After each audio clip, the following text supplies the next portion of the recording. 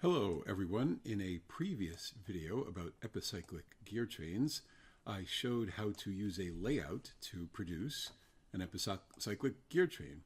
So now I wanted to see if I could make it go a lot faster, and so I knew that if I increased the teeth in the planetary gears and reduced the teeth in the sun gear, it would, so to speak, jam. It would go faster. So now I have it. So here is when I play, you could see that the revolutions of the carrier that moves the planetary gear is slow, but the actual output is a lot faster.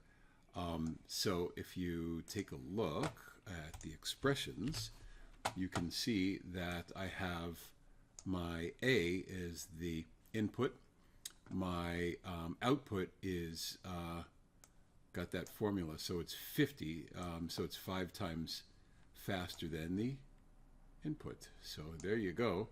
If I make it faster, let's say 20, I'll say okay. Then you can run it, and it doesn't seem to have taken, hold on here. Stop. Let's do here. Let's go to user expressions. Yeah, that's 20. Okay. Yeah. Let's go 40. 40 RPM. Play. There you go. So the output's going nuts now. Fantastic. And the corresponding layout, I'll show you the layout file. Oops, here we go. Is fast planetary gear.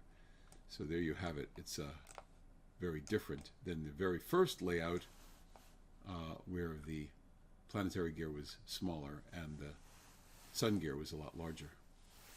Thank you for listening. Again, my name's Steve Samuel from Design Visionaries. Please like and subscribe, and certainly if you want my layout file or any of these assemblies, just drop me a line at info@designviz.com, and I will be glad to send you the whole thing with the animation and everything. So thank you very much. Take care.